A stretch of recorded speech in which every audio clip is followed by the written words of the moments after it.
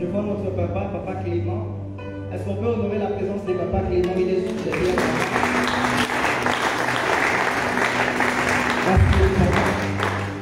Je vois la présence d'un leader. Papa Glory, est-ce qu'on peut vous aider?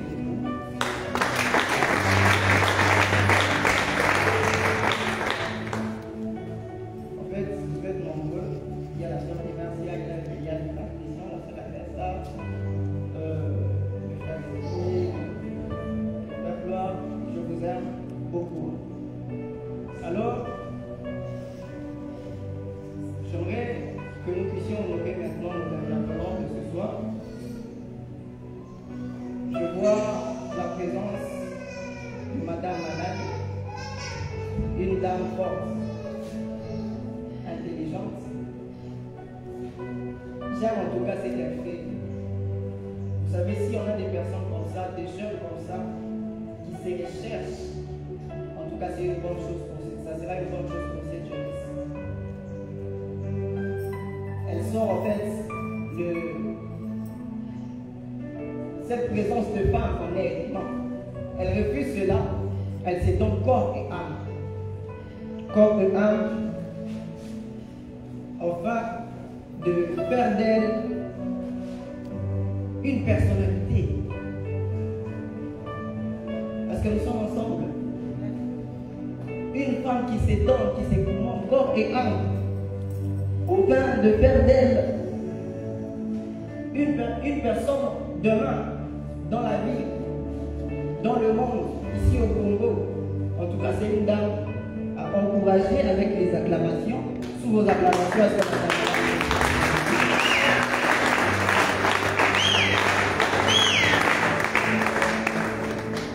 elle est responsable du service MB. Je bénis votre présence. Il y a une dame que, des vues comme ça, j'ai vraiment aimé. Elle dégage une femme courageuse. Elle dégage une femme audacieuse. En tout cas, vous allez l'entendre, vous allez tous les entendre, et vous allez me donner raison que ce sont des personnes qui forgent vraiment ce qu'ils doivent être. Alors, je n'aurai pas beaucoup à dire. Sous vos acclamations, je demande à Mme Kevin de se tenir debout en tant que commission.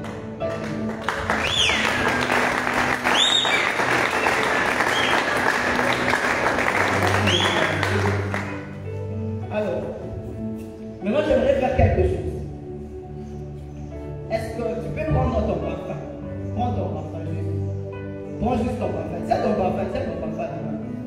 Oh, est-ce que tu peux tenir ton parfum? Tiens ton parfum. Tiens comme ça. Est-ce que tu peux faire ça? Fais ça. Fais ça. Tiens ton parfum. Tiens. Est-ce que tu peux secouer? Est-ce que tu peux secouer? Plus tu secoues, je demande à votre père de se tenir debout. On veut lui parfumer. Papa, est-ce que vous pouvez me tenir debout enfin qu'on puisse lui parfumer? Est-ce que tu peux parfumer?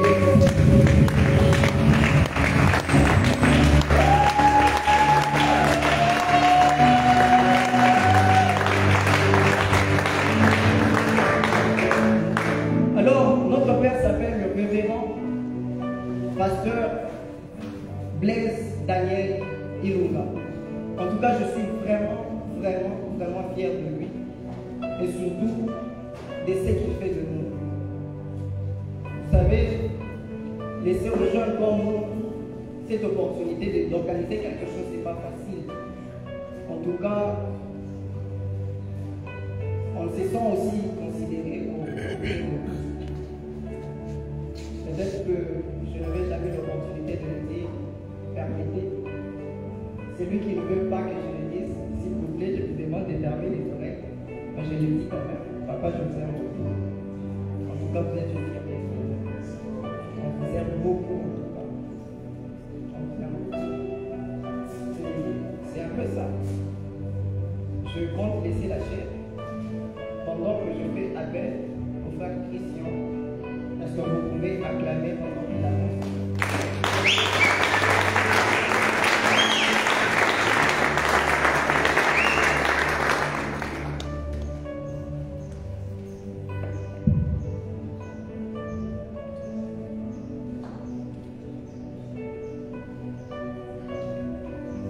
pouvez encore regarder pour vous-même, s'il vous plaît.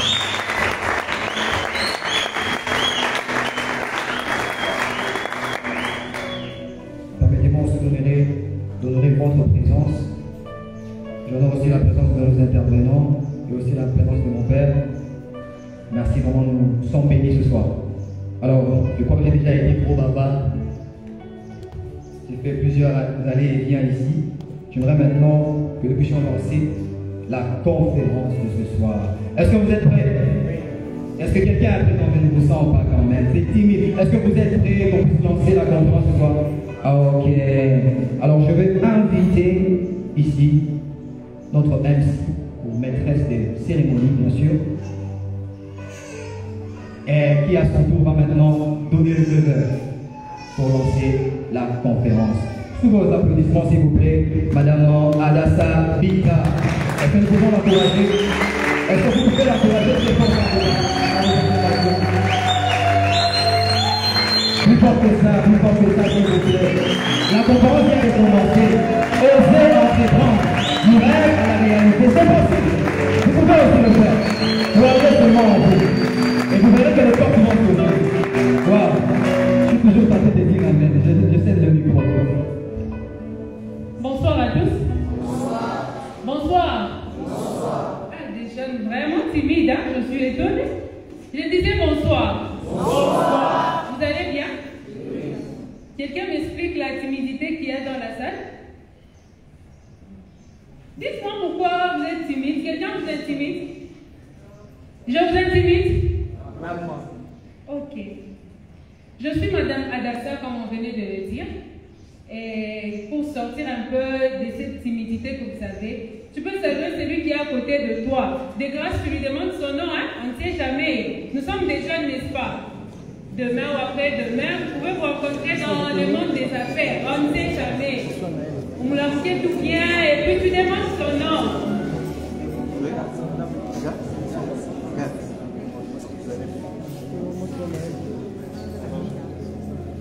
Merci beaucoup. Sans plus tarder, je vais inviter mon père, le pasteur Blaise Daniel, que je reçois aujourd'hui en qualité de coach. C'est mon papa, je suis sa fille. Sous vos applaudissements, papa,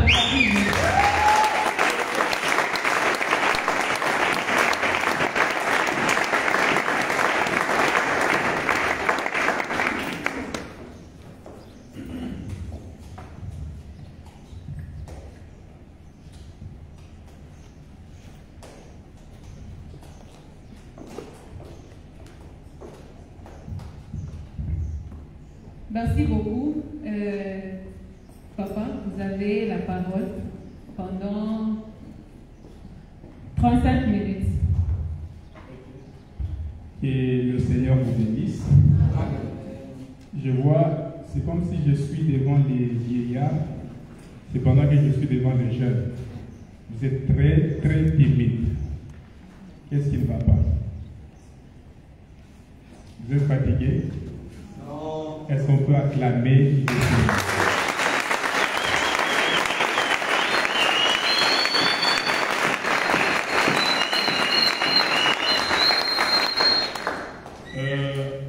Je bénis d'abord les seigneurs pour ces assises.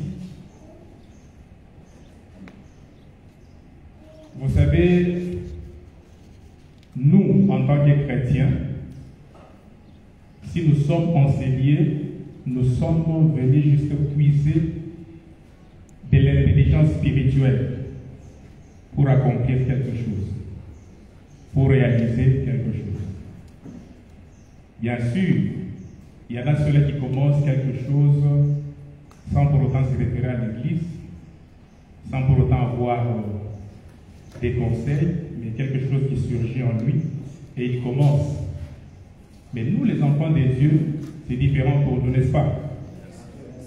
Nous devons puiser dans les domaines spirituels pour accomplir quelque chose.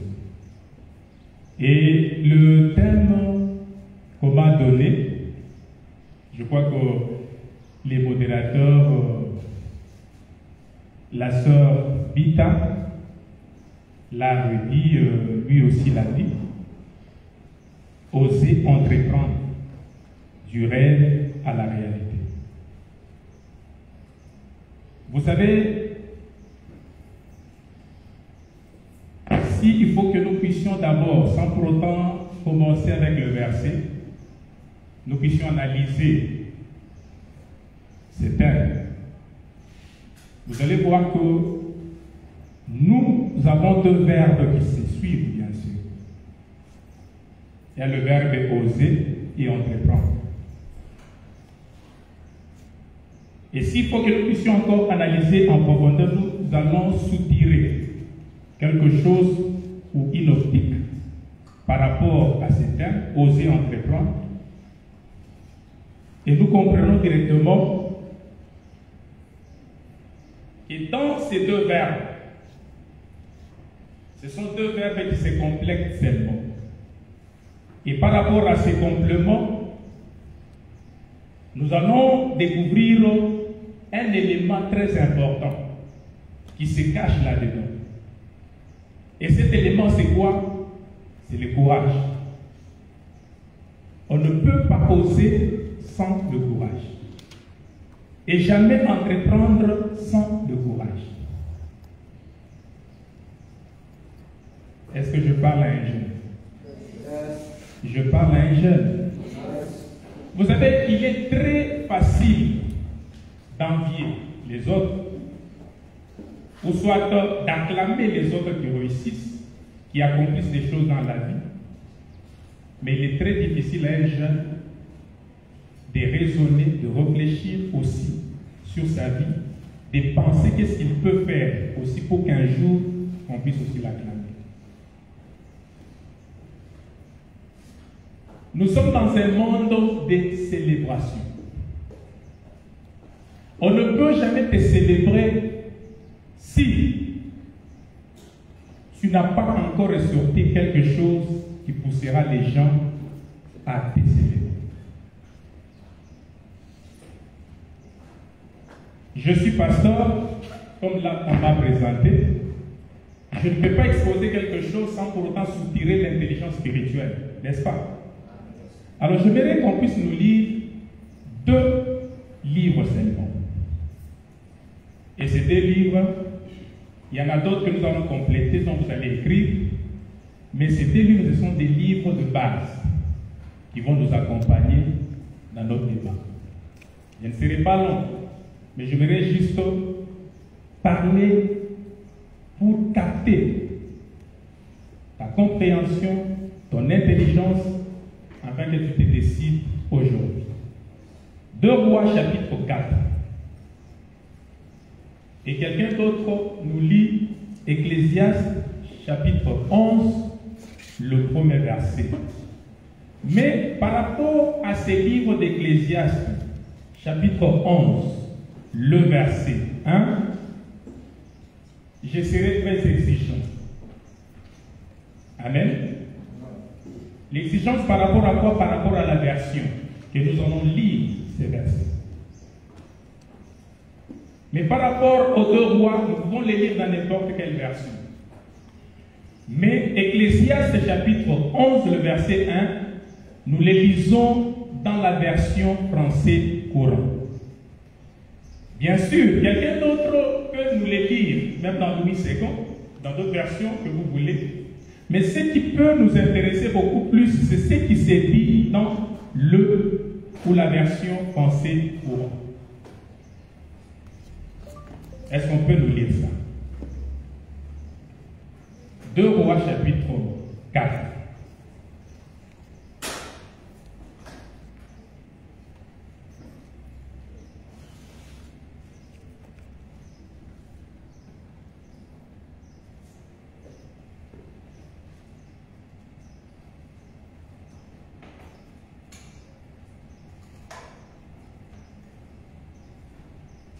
Deux Rois chapitre 4.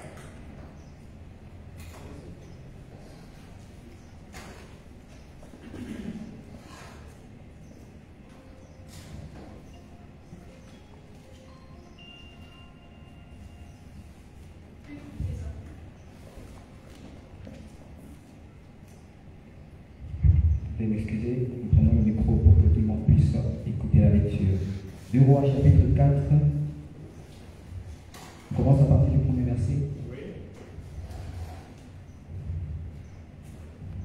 Nous lisons la parole des dieux. Est-ce qu'on peut se tenir pour honorer la parole? Je m'excuse.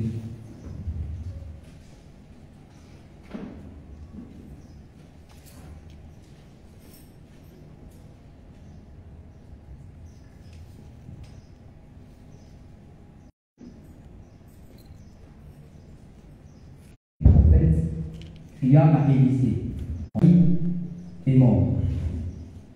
Et tu sais que ton serviteur craignait l'Éternel. Or, prendre mes 2 enfants et en faire ses esclaves. Raison. Elle répondit, ta servante n'a rien du tout à la maison qu'un vase d'huile. 3. Et il dit, va demander au dehors des vases chez tous tes voisins, des vases vides, et n'en demande pas un petit nombre. 4. Quand je serai rentré, tu fermeras la porte sur toi et sur tes enfants. Tu verseras dans tous ces vases et tu mettras de côté ceux qui seront pleins. 5. Alors, elle le quitta. Elle ferma la porte sur elle et sur ses enfants. Il lui présentait les vases et elle versait. 6. Lorsque les vases furent pleins, elle dit à son fils, présente-moi encore un vase. Mais il lui répondit, il n'y a plus de vase. Et l'huile s'arrêta. 7. Elle alla le rapporter à l'homme des dieux et il dit, va vendre l'huile et paye ta dette. Et tu livras, toi et tes fils, de ce qui restera. Amen. Amen. Que le Seigneur vous bénisse. On peut se rasseoir. Ecclésiaste 11, le verset 1. Le premier verset, c'est le bon. Nous lisons au nom de Jésus. Dans la version français courant. Engage-toi dans une affaire, Engage-toi dans une affaire, même en courant des risques. même en courant des risques. Un jour, Tu tu peux y retrouver ton compte. peux y retrouver ton compte. Est-ce qu'on peut acclamer pour cette version? Maintenant, dans la version Louis II, est-ce qu'on peut nous les lire pour que nous puissions faire la différence? Parce qu'il y a beaucoup de gens qui lisent ce verset, mais dans une autre dimension de compréhension. On nous lit ça dans Louis II. Nous lisons au nom de Jésus. Jette ton pain sur la face des eaux, car avec le temps, tu le retrouveras. Jette ton pain à la surface des eaux. Avec le temps, tu les retrouveras. C'est un peu vague, n'est-ce pas? Amen. Maintenant, écoutez, osez entreprendre du rêve à la réalité. Comme je vous ai dit là. C'est-à-dire, c'est un verbe, lorsque vous l'entendez directement, vous devez comprendre que ce sont des verbes qui sont lancés à une catégorie de gens. Pas à tout le monde.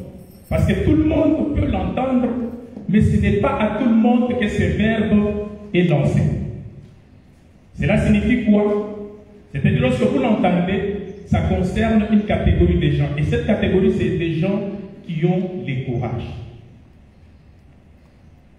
Voyez dans Ecclésiaste,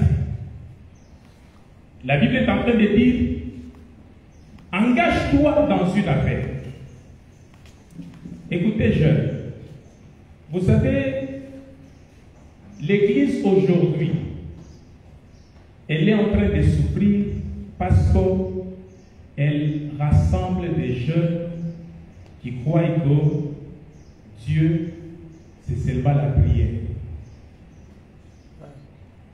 Quand on vient à l'église, il faut prophétiser.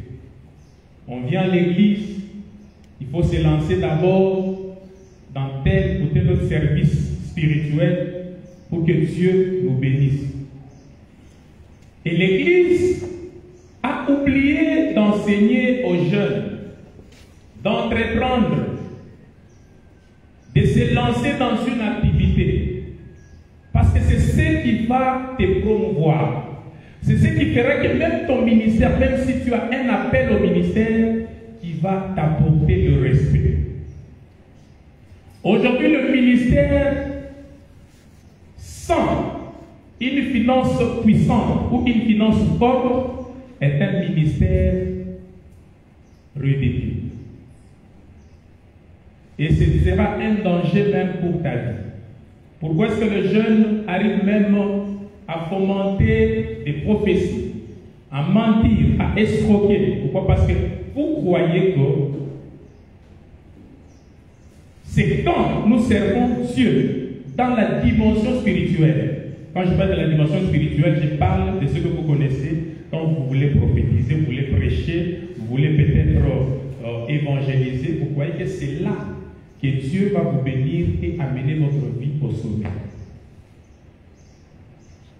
Mais nous sous-estimons la dimension d'entreprendre, la dimension de s'engager dans une activité, la dimension de vouloir faire quelque chose qui va vous produire. Les jeunes ont peur de s'engager. Ils sont beaucoup plus complexés. Ils croient que ce qui fait la fierté, c'est porter la veste avec sa Bible en main, ou ça contient la Bible pour toi, pour croire que c'est ce qui va t'amener à la hauteur ou au sommet. Non. Ce qui peut apporter le respect, même par rapport à ton ministère, c'est ce que tu fais d'abord qui te produit financièrement. Pas attendre à ce qu'on puisse offrir pour toi, bien sûr, même si c'est légal dans la vie. Mais vous devrez savoir que Dieu n'attend pas ça aux jeunes. L'Église demeure dans la pauvreté parce que nous renfermons des jeunes qui ne veulent pas travailler, qui ne veulent pas se lancer dans l'activité. Maintenant, j'aimerais que nous puissions analyser ensemble cette histoire, ce texte de 2 Rois, chapitre 4. Voyez-vous, nous présente un prophète. Ça signifie un serviteur de Dieu. Et même sa femme a témoigné de lui. Sa femme a témoigné de lui, disant, d'abord, il craignait Dieu. C'est-à-dire,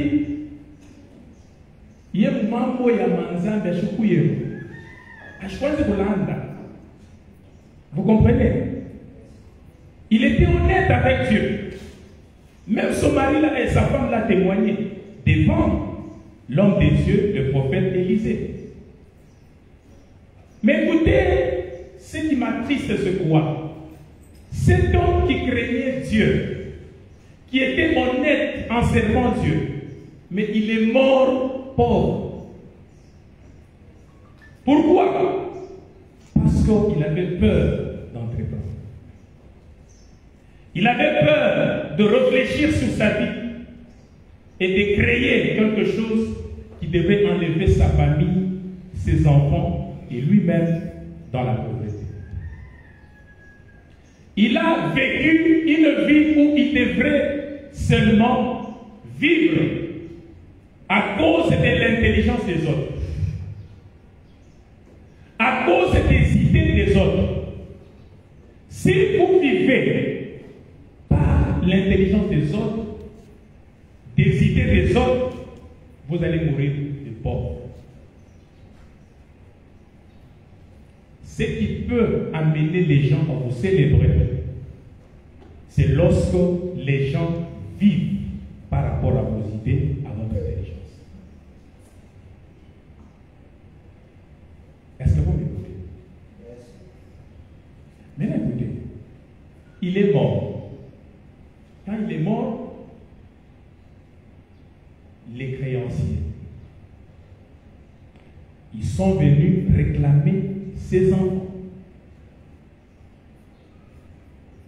Cela indique que lorsque vous ne travaillez pas bien pendant que vous êtes jeune, vous ne vous lancez pas dans une activité qui peut enlever l'opprobre, la honte, la pauvreté dans votre destinée ou dans votre vie.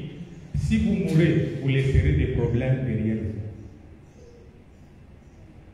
Vous devrez raisonner, réfléchir. La richesse ne vient pas seulement quand vous aurez les cheveux blancs. La richesse peut venir même quand vous êtes proche. Mais comment est-ce qu'elle peut venir? Elle ne viendra pas parce que vous avez les bras croisés ou les bras baissés. Mais la richesse viendra lorsque vous vous lancez dans une activité. On vient dire à la femme que nous voulons prendre tes enfants parce que ton mari est mort. Il nous doit. Voyez comment est-ce que cet homme est en train de vivre. Il vivait par rapport aux intelligences des autres. C'est-à-dire, lui était assis, il attendait que les autres réfléchissent, qu'ils ressortent leurs idées, qu'ils accomplissent quelque chose pour que lui aussi vienne bénéficier des résultats de leur intelligence, de leurs idées. Et si vous voulez bénéficier toujours de l'intelligence des autres et que vous ne voulez pas que les autres bénéficient aussi de votre intelligence ou votre idée, vous allez mourir pauvre. Voilà que cet homme était mort. Pourquoi? Parce que toute sa vie était une vie où il regardait, il ne faisait qu'observer les autres. En train de réussir, il va aussi se mettre à genoux à leur réussite, afin de gagner quelque chose. Et vous allez comprendre, lorsqu'il y a quelqu'un qui réussit et que vous voulez bénéficier des résultats de sa réussite, il y aura toujours un échange, n'est-ce pas? J'ai aimé quand on m'a présenté cette entreprise et on me présente un jeune, une jeune bien sûr, je me dis, waouh, voilà. Pourquoi? Parce que tout celui qui voudra bénéficier de son service, il faut qu'il y ait échange. L'échange est obligatoire. Il donne son service et vous lui rapportez un bénéfice. Vous comprenez la différence entre travailler pour quelqu'un et travailler pour soi? Travailler pour soi, c'est-à-dire vous recueillez des bénéfices. Mais travailler pour quelqu'un, il y a l'échange. Vous le poussez à avancer et lui fait sortir des miettes pour vous remercier. Et l'homme était mort. Quand il était mort, on commence à réclamer ses enfants. Cela signifie quoi? On vient imposer, on veut imposer à ses enfants de mener la vie que leur père est en train de mener. Parce que leur père travaillait seulement pour les autres. Leur père bénéficiait seulement des résultats d'intelligence ou des idées des autres. Il ne pouvait pas oser. Il était trop timide, complexé. Moi, je ne peux pas y arriver. Ça, c'est pour les autres. Écoutez, tous ces gens que vous voyez en train d'émerger, de réussir dans leurs entreprises, dans ce qu'ils sont en train de faire, ne croyez pas que ce sont des anges. Ils ne sont pas des anges, ils ne sont pas des extraterrestres, mais ils sont des humains comme nous. J'ai aimé la parole de Paul qui a dit, si Élie faisait le miracle, nous avons aussi la même nature qu'Élie. Si l'autre peut réussir dans une entreprise, tu as aussi la même nature que lui. Ce qui te manque, c'est quoi? C'est de réfléchir sur quelque chose que tu dois entreprendre. C'est de réfléchir sur quelque chose que tu dois aussi oser. Maintenant, contrairement à la femme, plutôt, à la vie du mari et de la femme, j'ai ressorti une différence claire. L'homme vivait pour les autres. Mais la femme, elle était dans une situation où elle ne devrait pas s'en sortir. Mais elle a utilisé sa tête. Elle a réfléchi. Fallait-il qu'elle puisse continuer avec la vie de son mari, imposer ses enfants à emprunter le chemin que leur père avait déjà emprunté, qui les a conduits dans une pauvreté, et ils devraient travailler pour les autres toute leur vie, ou soit il fallait mettre fin à cela. Tout commence par la tête. Voilà l'onction qui n'est sans la tête, elle est dangereuse. Jeunes, je sais que vous prophétisez. Je sais que vous avez l'onction. Je sais que vous voyez des visions. Je sais que vous prêchez. Vous faites tout ce que nous appelons les services sacerdotaux. Mais ajoutez à ce que Dieu vous a donné comme don spirituel, ministère, ajoutez l'entrepreneuriat. Pensez à entreprendre. Pensez à faire quelque chose. Osez. C'est-à-dire, essayez. Ecclésiaste 11 nous dit quoi? Engagez-vous dans une affaire. Même si c'est difficile. Après le temps, vous pouvez en tirer le profit. Mais si vous ne faites rien, sachez que rien ne pourra arriver. Je ne sais pas si je suis en train d'aider quelqu'un. Je suis en train d'aider un jeune. Mais là, écoutez, cette femme a réfléchi. Elle s'est dit non, si j'emprunte le chemin de mon mari, mes enfants seront des esclaves.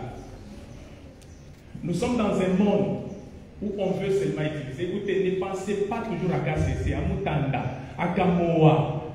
Vous vous rendrez des esclaves à vie. Vous savez, Dieu, quand il a créé l'homme, il ne l'a pas créé pour qu'il puisse dépendre seulement des autres. Je n'exclus pas la dimension de dépendre des autres, mais quand tu dépends des autres, réfléchis pour que demain, tu ne parviens pas à dépendre seulement des autres, que les autres aussi viennent dépendre de toi. Est-ce que vous me comprenez? Dieu a créé l'homme pour que l'homme cultive, se développe. C'est-à-dire, la nature de Dieu, Dieu l'a enfoui au-dedans de nous. Parce que d'abord, notre Dieu, c'est un Dieu créateur. Et il a mis aussi en nous, qui sommes ses enfants, la créativité. Cette créativité, c'est ça même l'entrepreneuriat que Dieu nous a imposé. Il a juste dit à Adam, cultivez la terre. En d'autres termes, développez-la. C'est-à-dire, faites des choses, créez des choses. Soyez créatifs. Envisagez à réaliser des choses. C'est ce qu'il a dit. Mais ce qui manque aux jeunes, c'est quoi? C'est les moyens de réfléchir, les moyens de raisonner. Nous sommes bornés. Écoutez, ne vous bornez pas toujours aux choses spirituelles, aux dons et autres que vous avez reçus du Saint-Esprit, mais pensez aussi. Écoutez, vous savez que le Saint-Esprit ne nous donne pas seulement les dons spirituels. Le Saint-Esprit nous accorde beaucoup de dons. Il peut t'accorder les dons d'entrepreneuriat. Il peut te les donner. Mungu nipe zawadi, Mungu nipe zawadi loko natafuta. Lomba kata zawadi ya nini? Ya kuyenga ma-entreprise. Mungu atakupa. Kanisa keko mashikini parce que nous tous, nous voulons les dons spirituels. Vous allez pouvoir aller sous d'autres cieux. Les églises d'ailleurs, aux États-Unis, en France, vous allez voir que ce sont des églises qui sont bâties par des entrepreneurs, des gens qui sont créatifs, qui ne sont pas bornés seulement à la vision. Oh, imagine ma vision. Non, non, non, non. fungula kichwa yako. Vile vimavizo vinakuyaka kisha vinasimama. Mais maisha yako wewe iko besoin na émergence. Il besoin d'émergence. La femme s'est dit non, je dois raisonner. Et comment est-ce qu'elle a raisonné? Elle s'est dit non, je dois les demander de l'aide. Contrairement à ce que son mari allait par-ci par-là pour pouvoir subvenir aux besoins de sa famille, mais elle a choisi là où elle devrait aller. Elle est allée chez l'homme de Dieu. Peut-être que tu as des questions que tu es en train de poser dans ta tête. Peut-être que tu raisonnes comment faire. Si Dieu t'a amené en ces lieux, il t'a amené peut-être chez Élie, ou qui te donne le moyen ou l'intelligence idée par laquelle tu peux t'en sortir. Ou tu peux commencer quelque chose qui pourra mettre fin à ta souffrance. Est-ce que vous m'écoutez? La femme s'est dit, non, je dois aller voir l'homme de Dieu, Élisée. Elle arrive chez l'homme de Dieu, Élisée, et dit, pardon mon Seigneur, ton serviteur, mon mari, tu le sais, il craignait le Seigneur. Je me dis que batoto bamkanisa nasema aina boga bwa Mungu njo kutafanya ke uende. Boga bwa Mungu akuwinishana. Kuko bamashikini meko na boga bwa Mungu sana. Ndio ngara mtu mwana. Meye anayua tu kufanya kile Mungu alimuonesha. Eko na emerger. Ana tana boga bwa Mungu. Meko na emerger. Ne confondons pas les choses. Vous comprenez? Il y a la crainte de Dieu et le principe de Dieu. Vous pouvez être dans la crainte de Dieu, mais vous n'êtes pas dans le principe de Dieu. Vous allez mourir pauvre. Dieu a besoin des gens qui sont dans ce principe. Parce que nous sommes sur la terre et une terre qui est régie par le principe que moi j'appelle de loi. Dit-on, serviteur, aujourd'hui, il y a les créanciers qui viennent de réclamer les enfants. Ils veulent le rôle des esclaves. Mais alors moi, je ne veux pas céder. Aidez-moi. L'homme de Dieu, qu'est-ce que je peux faire? Écoutez, le pasteur, l'homme de Dieu que tu as toujours suivi, ne peut jamais te donner, toi, ce que toi, tu dois avoir dans la vie. Si cela ne sort pas de toi-même. Je voyais que cette phrase devrait être comprise par quelqu'un pour qu'il dise Amen. Amen. Ah, quelqu'un n'a pas encore compris. Je répète encore. Ton pasteur ne peut jamais te donner quelque chose que tu recherches dans la vie pour que ça change ta vie. Si ce n'est que la chose que tu es en train de rechercher doit ressortir de toi. Élisée a dit à la femme, que puis-je faire pour dire que moi je n'ai aucun moyen de t'aider.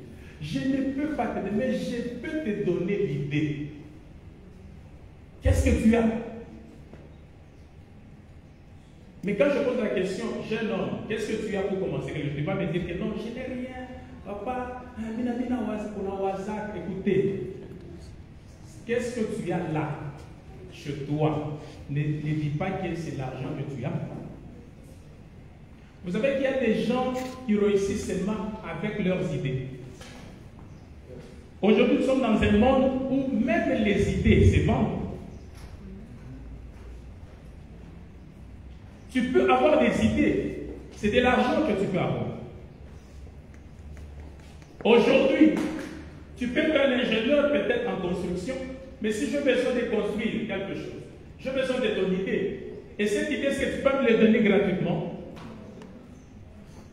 Est-ce que quand tu me donnes le plan, est-ce que c'est l'argent que tu as utilisé? Ce n'est pas l'argent. Mais ton idée là peut faire en sorte que je puisse soutirer l'argent pour te payer. Voilà que Élisée a dit à la femme, qu'est-ce que tu as? Qu'as-tu à la maison? Tellement que cette femme aussi a voulu être influencée par les liens de son mari.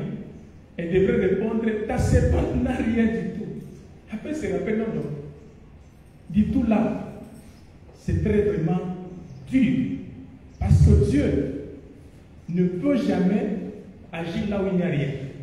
Est-ce que vous savez ça? Jésus a dit, celui qui dit qu'il n'en a pas, on fera quoi? On notera même ceux qui. Alors, jeune homme, jeune soeur, jeune frère, ne dis jamais que tu n'as pas. Même si dans tes poches là il n'y a rien, tu as toujours quelque chose qui produira l'argent. Dans ta tête là, il y en a. Alors cette femme a dit, ta seconde vient de toucher une petite quantité d'huile. Dans la version, on dit un flacon d'huile. Un flacon d'huile là, c'est-à-dire, ce flacon là, il y a une version que j'ai déjà lue, où on explique disant que ta servante est restée avec un flacon d'huile qui reste pour se oindre avec. Hein? Après avoir se lavé, je veux l'utiliser pour me oindre, l'utiliser comme la lotion.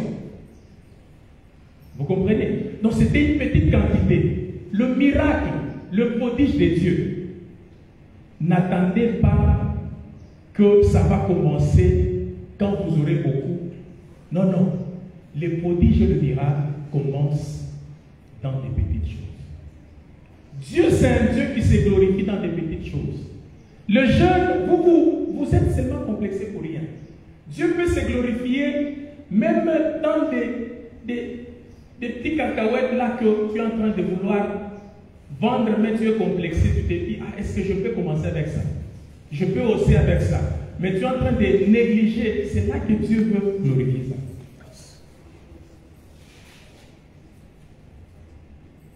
Alors, l'homme de Dieu dit, comme tu as cette petite quantité d'huile, va demander des vases vides. Contrairement à son mari qui demandait des vases pleins.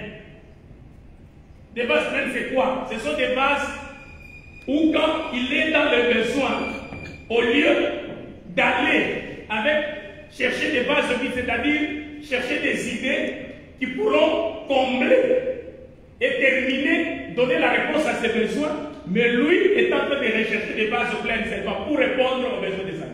Voilà qu'il est mort en laissant des dettes.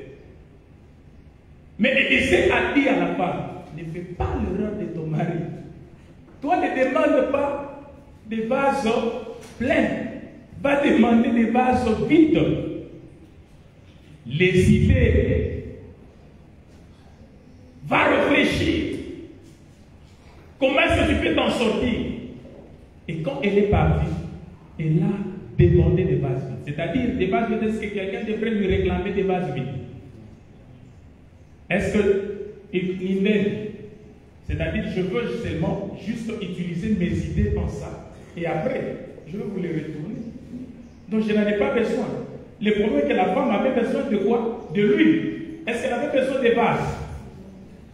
Est-ce que vous me comprenez? Elle avait besoin des contenus qui devraient être remplis dans les vases. Les vases devraient être restitués après usage, bien sûr. Elle n'avait pas besoin qu'on lui donne des vases pleins, parce que si on lui donnait des vases pleins comme son mari, elle devrait encore se lancer dans des problèmes. Non, les problèmes ne devraient pas terminer. Ça devrait être continuel. Et quand elle a demandé des vases vides, selon l'instruction de l'homme de Dieu, elle dit, va maintenant t'enfermer. Écoutez, s'enfermer, c'est réfléchir. Rester silencieux. Qu'est-ce que je peux faire? L'idée que je viens de recevoir, je peux me lancer comment? Comment est-ce que je peux me lancer? Est-ce que vous comprenez? Comment est-ce que je peux me lancer dans une créativité? Comment est-ce que je peux devenir à l'image de Dieu? Parce que lorsque vous voulez vous lancer dans une activité, dans une créativité, directement, Dieu se réjouit au ciel parce que vous voulez atteindre l'image et la ressemblance de votre Créateur. Parce que Dieu lui-même est créateur. La raison pour laquelle il nous a créés, il nous a créés pour que nous puissions continuer ce que lui avait commencé. Si Dieu a entrepris tout ce que nous voyons, c'est par rapport à l'entrepreneuriat de qui? De Dieu. Et vous savez que quand Dieu a créé l'homme, c'est alors qu'il est allé se reposer. Est-ce que tu peux te reposer sans pour autant avoir les successeurs? Vous comprenez, hein? Donc tu es un successeur de Dieu. C'est-à-dire Dieu a confiance en toi que tu peux y arriver, mais c'est toi qui as peur. C'est toi qui ne veux pas amener tes rêves à se réaliser. C'est bien bon de rêver.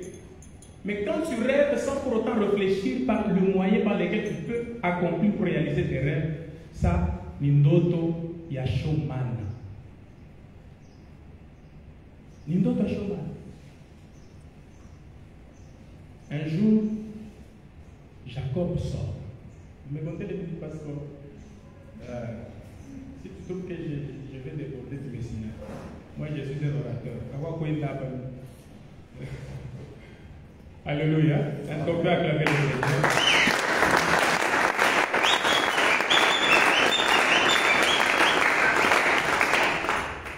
Un jour, Jacob quitte chez son père. Pourquoi? Parce qu'il a volé la bénédiction de son grand frère. Il part. Son père lui dit, va et va te chercher une femme là-bas. Il est arrivé quelque part où il devait dormir. Il prend une pierre là, il le fait comme son oreiller, il s'endort. Après il voit, il fait un rêve. Et le rêve qu'il avait vu, il voit les anges monter et descendre. Or, en réalité, l'échelle que Jacob avait vue devrait démontrer à ce que les anges sont en train de descendre et de faire quoi? Mais la Bible ne nous explique pas comme ça. La Bible dit que les anges montaient et descendaient. Donc pour que Dieu fasse quelque chose avec toi, il doit d'abord découvrir s'il y a des choses en toi qui doivent monter vers lui.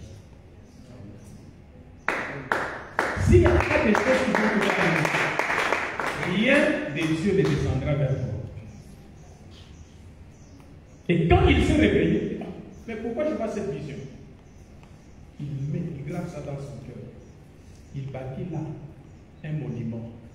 Il s'est dit, quand je vais rentrer, j'offrirai la dîme de tout ce que Dieu me donnera là où je vais. C'est-à-dire, un rêve est né de Jacob. Et quand il est parti, il arrive chez son oncle Laban, directement, Jacob a commencé à travailler. D'abord, il a commencé à travailler pour qui? Pour son oncle. Après, il cherche la femme, on dit, tu vas travailler pour ta femme. Il travaille 7 ans pour la femme, on lui donne une autre femme, dit, si tu veux l'autre là que tu aimes, tu dois encore travailler 7 ans. Il a travaillé. Mais en travaillant, c'est là qu'il y a un problème. Vous devrez savoir, lorsque vous voulez entreprendre quelque chose pour amener votre rêve à se réaliser, la première des choses que vous devrez avoir, vous devrez d'abord être actif. Voilà la position de Jacob. Jacob n'a dit, il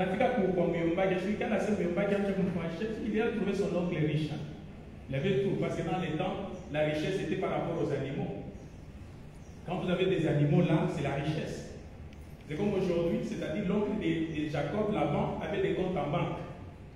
Mais en ce temps-là, il n'y en avait pas. Donc c'était quelqu'un qui était assis. Aujourd'hui, nous pouvons dire qu'il était assis financièrement, mais dans les temps, il était assis. Il était vraiment riche par rapport à son élevage.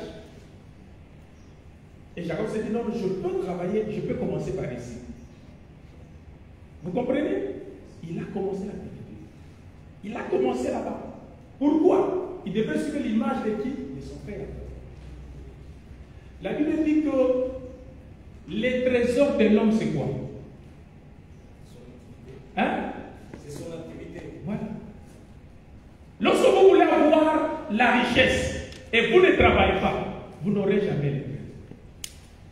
Les trésors de l'homme, c'est son activité. Jacob a travaillé. Il a été actif pour Pourquoi? Parce qu'il voulait réaliser son rêve. Les rêves que Dieu lui a montrés pendant qu'il allait chez son oncle. Dieu lui a dit, je ferai de toi une grande nation. C'est-à-dire, je te bénirai. Amen. Oui, Mungu atakueleve. Amen. Oui, Mungu anasema utakuwa na makuta sana. Amen. Bien-aimé, il est Amen Yahweh. C'est que nous craignons que ça soit éternellement. Pourquoi on a seulement qu'Amen, Amen, mais rien n'arrive. Dis Amen si nous disons que Dieu va te bénir. Dis Amen si nous disons que Dieu va t'élever. Dis Amen si nous disons que Dieu va te mettre au large. Et commence, lance-toi dans une activité. Pour chercher à ce que la parole de Dieu se matérialise par rapport à ton travail. Jeunes, vous, écoutez, si vous entreprenez, vous osez, vous verrez la fierté de vos églises, la fierté de vos familles, la fierté même de votre pays. Aujourd'hui, nous parlons de Moïse Katumbi. Nous parlons de ceci et cela. Parce que ce sont des gens qui n'ont pas croisé les bras, qui n'ont pas attendu à ce que les ciels clos puissent sonner ou que la trompette sonne pour que... Non, non, ils se sont lancés. J'ai prié pour quelqu'un à Nikassi. Cet homme souffrait beaucoup. Pour vous dire, jeune homme, ne soyez pas complexés. Il y a beaucoup à faire qui va vous donner de l'argent dans ce monde. Même dans votre pays, vous voyez qu'il y a des Libanais, des Indiens, des Chinois. Quand ils viennent pauvres. Mais après, vous commencez à leur appeler des boss. Boss, boss. Ma papa a pris chez ça. Mais où au Congo, il y a un couilla parce qu'il s'est lancé dans l'activité. Pour lancer un boss. Boss. Boss. Je suis un boss.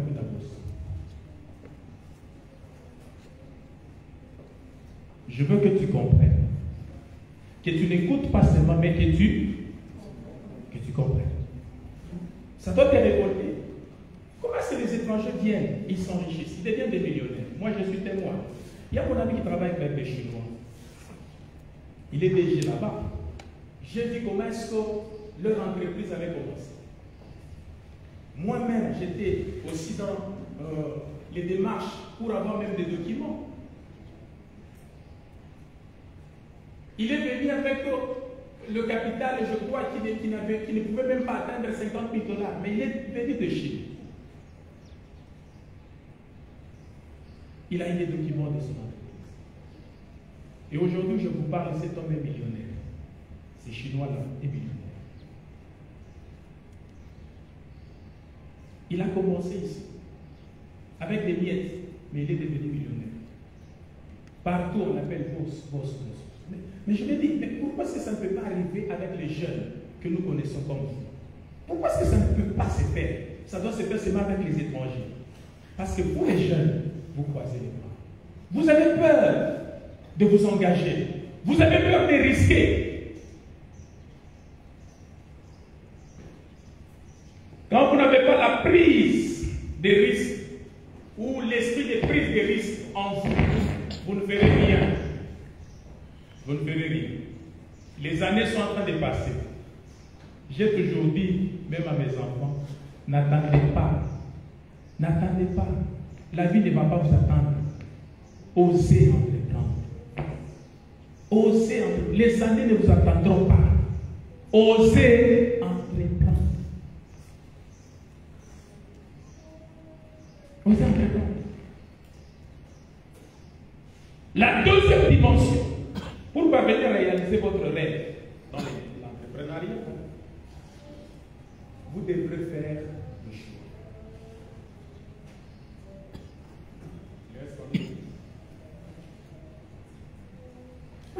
Il me reste 5 minutes. Dans 5 minutes, je peux arrêter, n'est-ce pas? Ok. Vous devez faire le choix. Vous allez voir que Jacob a fait le choix. Il a travaillé pour son oncle.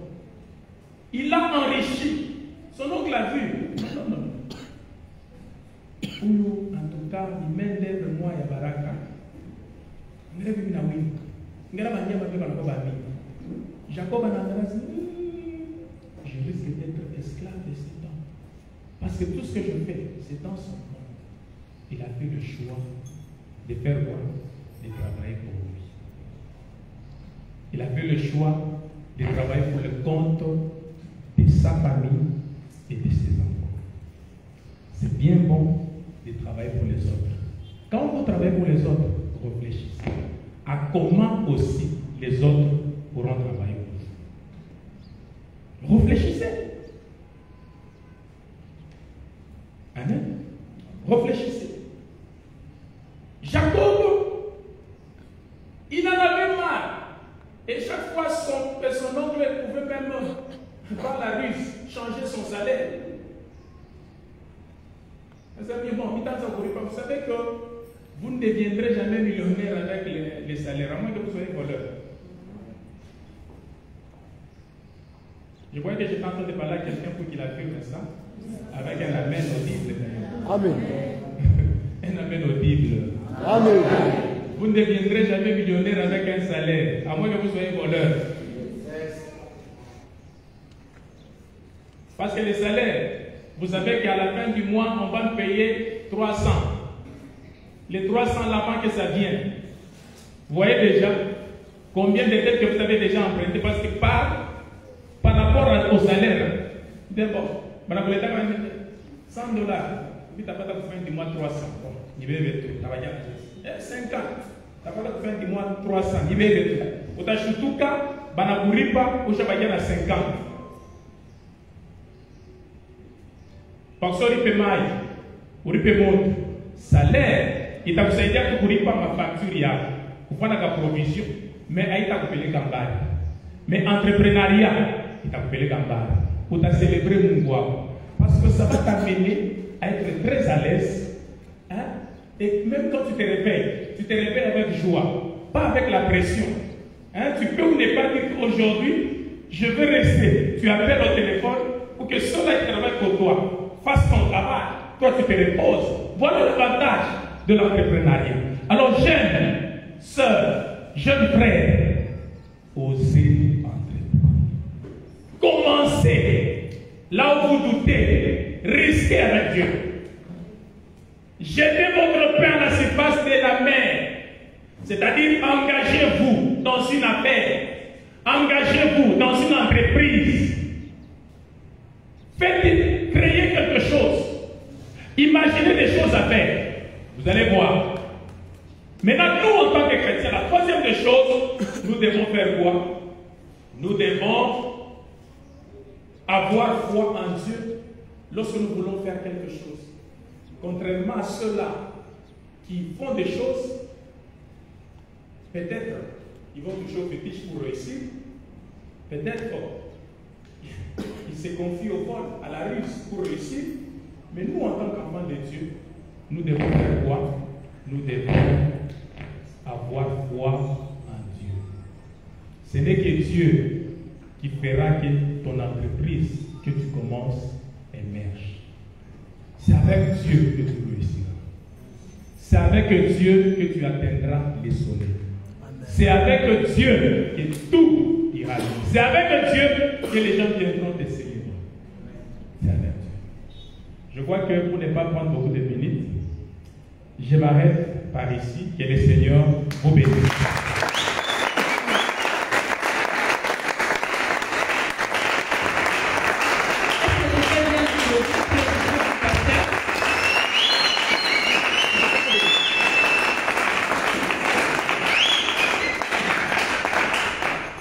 Merci beaucoup, pasteur.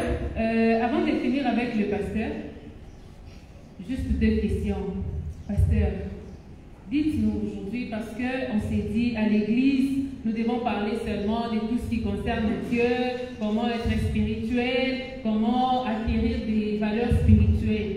Maintenant, dites-nous, c'est quoi en fait l'importance aujourd'hui de parler de l'entrepreneuriat à l'église et beaucoup plus à nos jeunes chrétiens?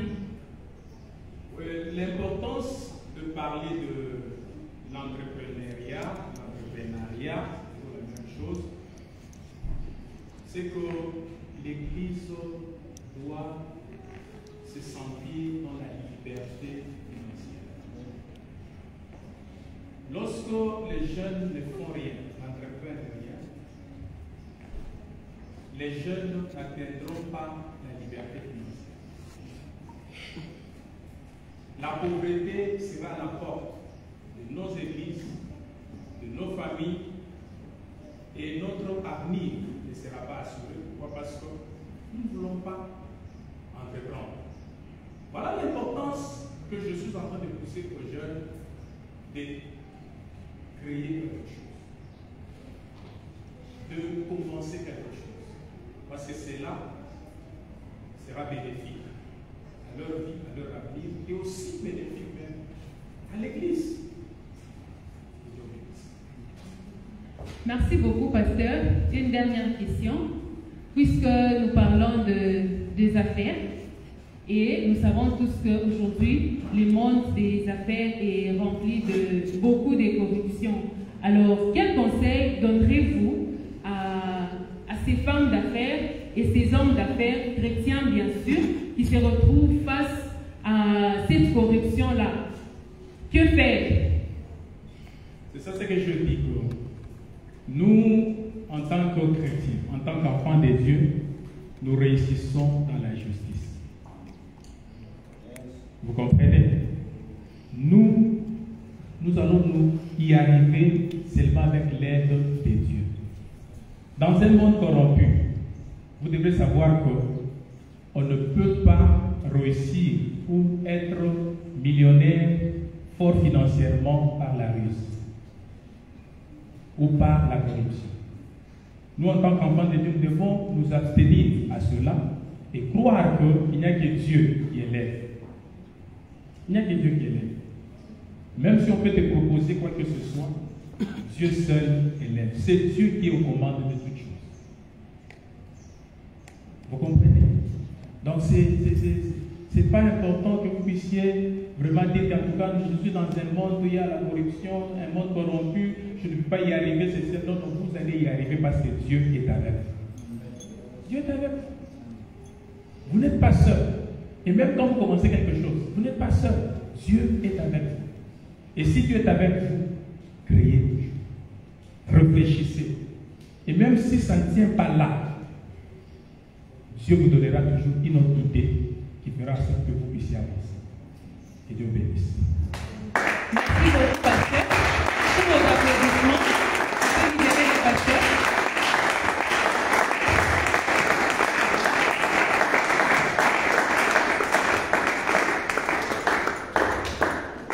Est-ce que quelqu'un est en train de se retrouver? Monsieur Gal, on dirait que ça passe ou ça casse. La timidité là, finalement j'ai peur. Ça passe? Ça passe. Ok. Nous continuons avec notre programme. Puisque nous parlons de l'entrepreneuriat, oser entreprendre du rêve à la réalité.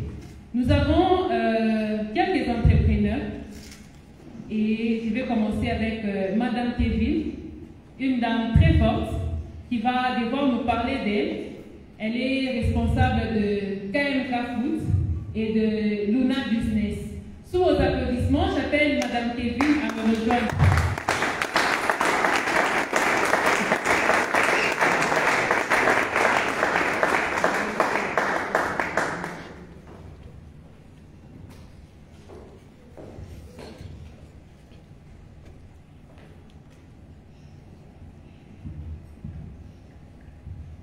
Encore une fois, bonsoir Madame Teville. Bonsoir. Vous allez bien? Je vais bien, merci. Ok, Madame, vous avez la parole. Merci. Bonsoir à l'Assemblée. Bonsoir à tous. Bonsoir. Alors, d'entrée de jeu, j'ai eu l'impression que le pasteur a tout balayé. Il a tout dit de ce que j'avais déjà préparé.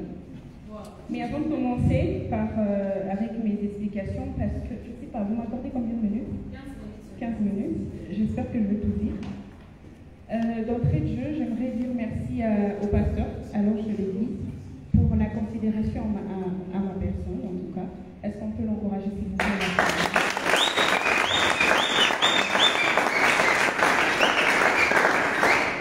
Merci. Alors, il m'a été demandé de parler de mes expériences en ce qui concerne l'entrepreneuriat, de parler de tout ce qui cadre avec ça, avec ces sujets, bien évidemment. Souvent, j'ai l'habitude, j'aime bien mes délires d'expression. Là, je me sens un peu. Voilà.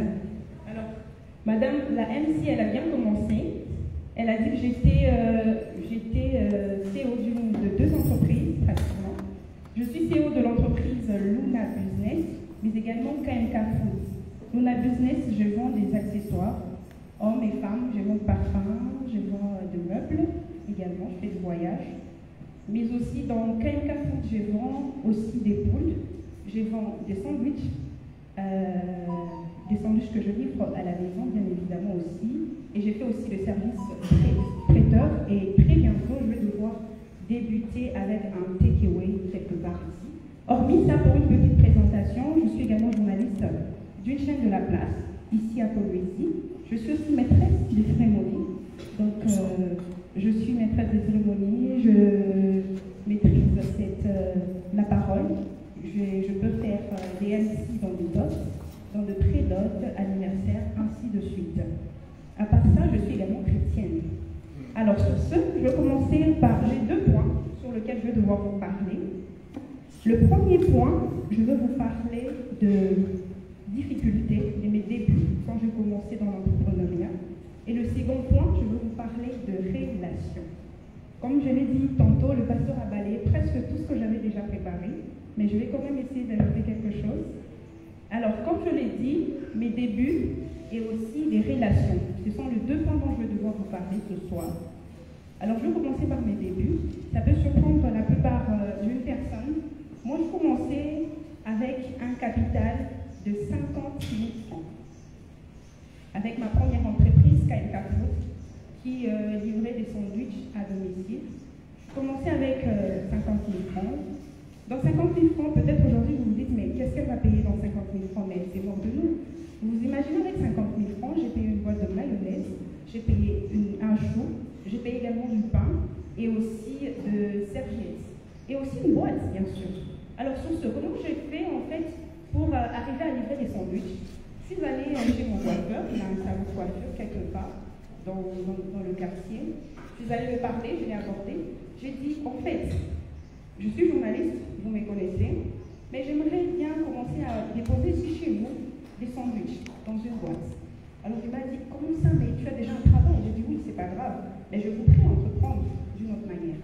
Alors sur ce, j'ai déposé, j'ai parlé avec lui, j'ai échangé avec lui, et j'ai commencé à déposer des sandwichs.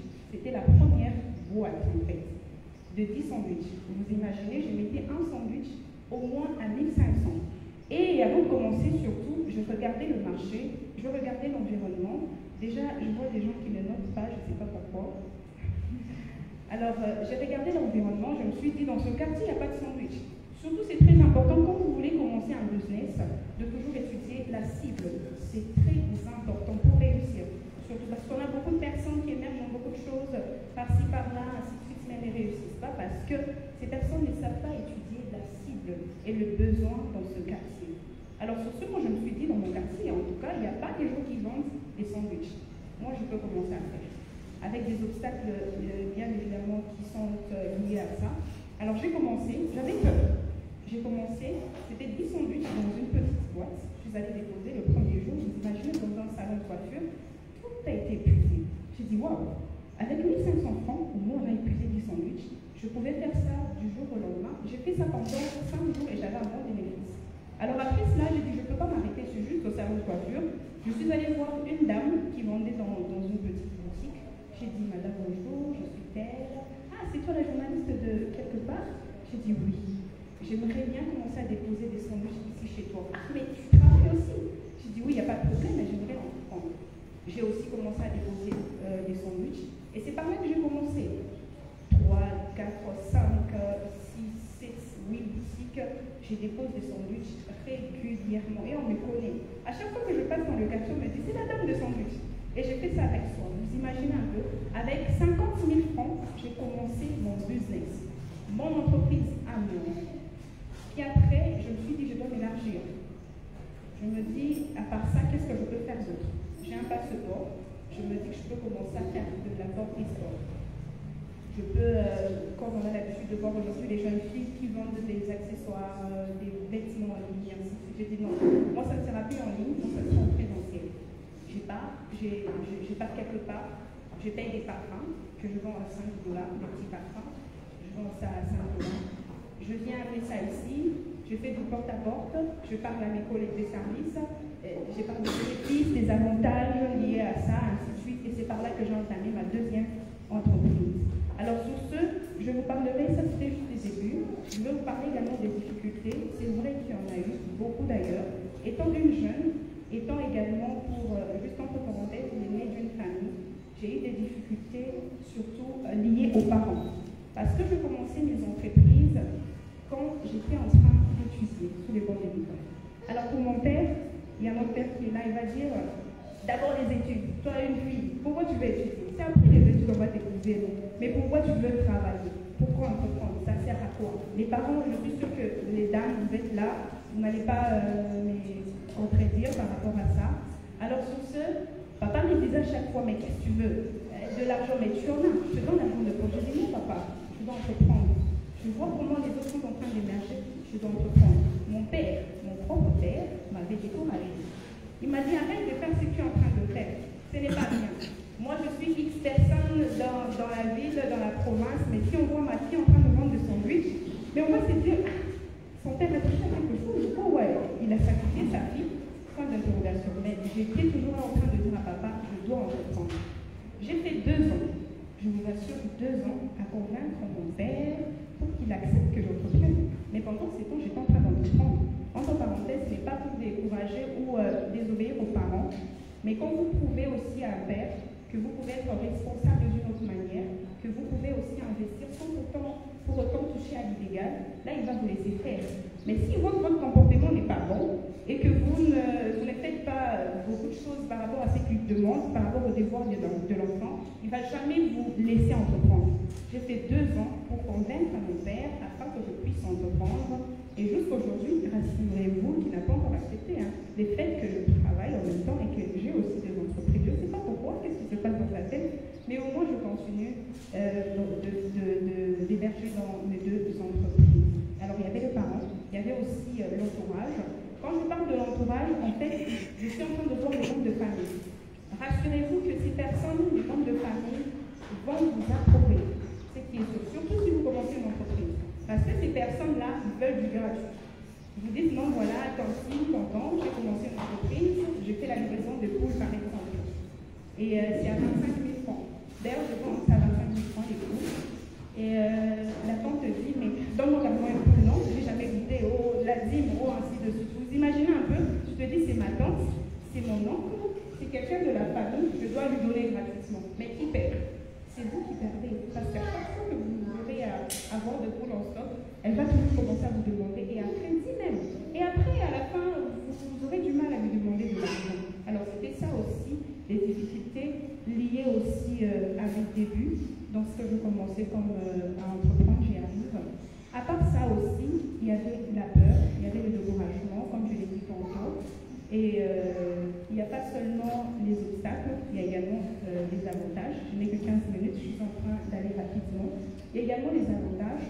Comme avantage primordial, c'est que vous devenez indépendant. Quand je parle d'indépendant, je vois